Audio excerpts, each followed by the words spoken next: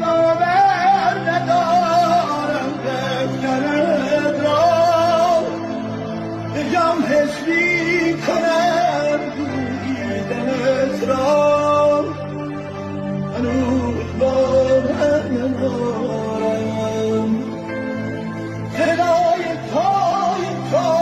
در گوش من هست به این دنیای ناشاد بودم هست